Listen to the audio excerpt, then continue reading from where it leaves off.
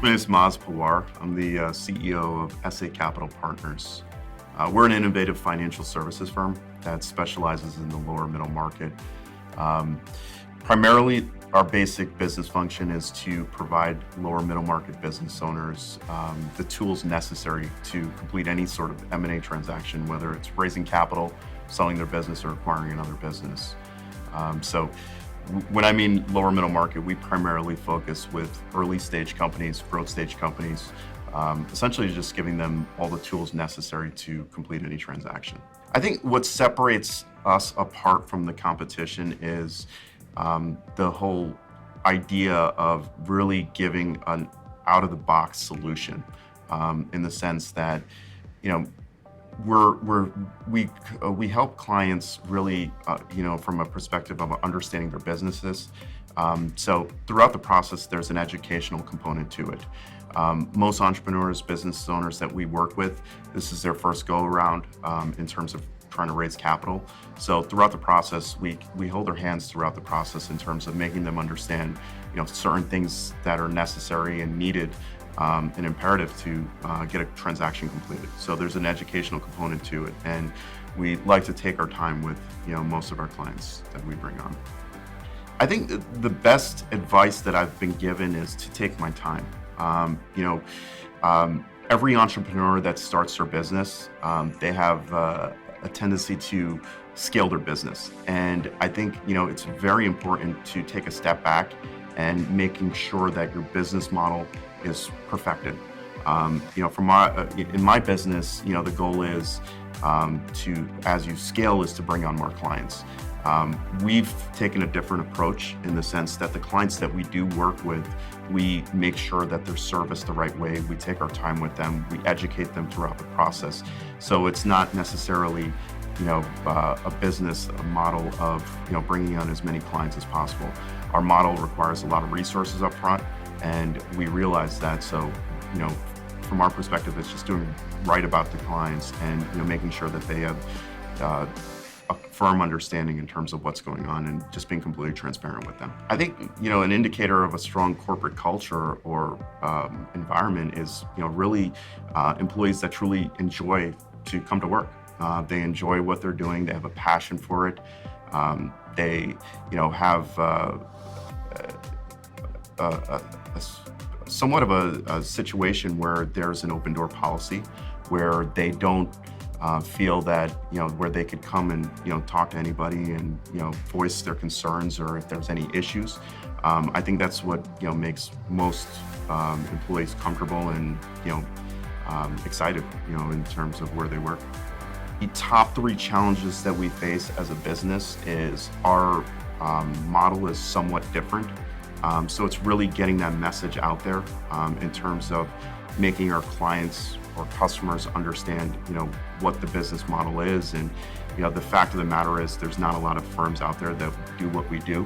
We're not an investment banking group. So, it's strategic consulting to a certain degree. So it's really giving clients a better understanding in terms of what it is we do.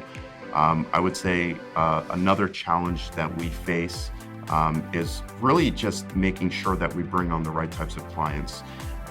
As I mentioned to you before, our process requires a lot of resources, so it's not a model where we could take on as many clients as possible as we can. So it's really taking a step back and vetting out and really going through a thorough process of understanding the clients that we work with to make sure that they fit within our model.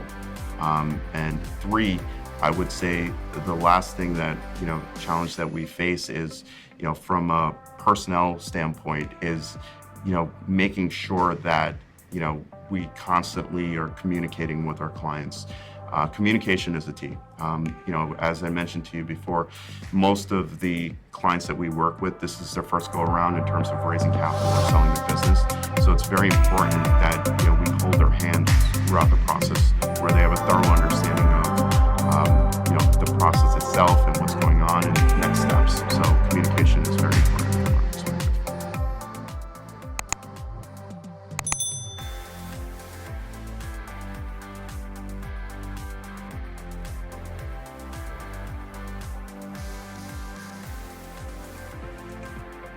My name is Jonathan Egan, and I am the CEO of China Metal Solutions, and I'm also the refounder and director of Egan's Irish Whiskey. China Metal Solutions is a manufacturer and importer of automotive and commercial vehicle components. We specialize in finishing. What finishing means is what basically goes on top of a material. So it could be whether it's chrome plating, anodizing, powder coating, or a stainless steel mirror polished look. That's what we specialize in. Our parts are seen every day on the cabs of semi-trucks on the highways of North America. What is the biggest challenge or set of challenges I've experienced in my current role? I would like to give two answers to that. One of them is on the macro side, and the other one's on the micro side. On the macro side, obviously with the new administration there's been a lot of punitive measures put against certain countries in terms of import tariffs and so on. One of them, and obviously our company name is China Metal Solutions. So we had punitive tariffs put on, which put a huge margin pressure on us, for us and also for our companies further downstream. We had to sit down with the customers and talk about it and show that this was an external element, but we both decided to take on that burden. So I think actually it got us closer together. It got us to know our businesses more and understand where the pain points were, because at the end of the day, the outcome is it's not just a customer supplier relationship, it's a partnership. So we had to really focus on that. And I think the outcome was really positive, and it brought us together. In terms of the micro, I have to say people has definitely been the biggest problem for us, especially for me as an entrepreneur. We grew 300% last year, and it's just, when you're growing so fast, it's so hard to find the right person for the right role. You got to kind of go with your gut instinct. You try to do as much due diligence as you can, but sometimes things are just moving too fast. You need someone to fill that role, and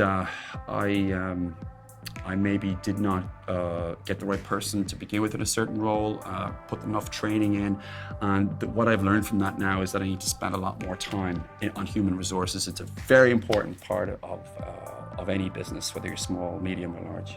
Maybe it's just an Irish cultural thing, but I really lean on the counsel and advice of people that I trust and that I respect.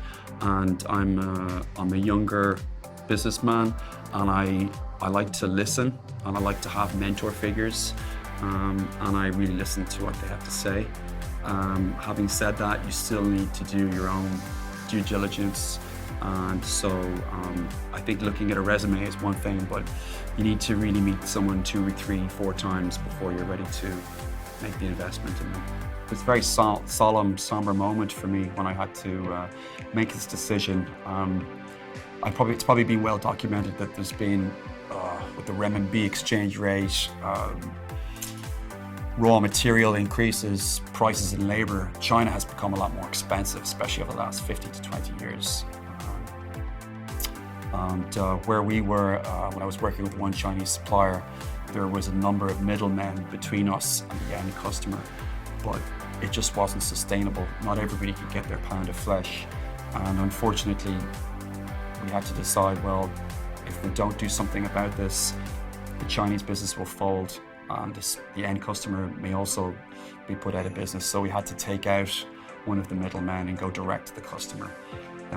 It was really difficult to do because I knew the people involved, and there were some of them I was friends with. But at the end of the day, you have to serve what the market requires and needs, and the margin just wasn't there for everyone to continue sustainably. So unfortunately, we had to take them out and go direct. That was difficult. My advice to other entrepreneurs is to just use and manage your time as best you can, and try to maintain a work-life balance. I mean, you can't do a deal with the devil. There's only 24 hours in the day, and if you're a young father or you're married, you need to take into account that there's other more important things sometimes. So, manage your 10 hours or your 12 hours as best you can. Focus on trying to do or accomplish 1 to 2 things each day. and make sure you leave time for your family, because at the end of the day, your family is number one.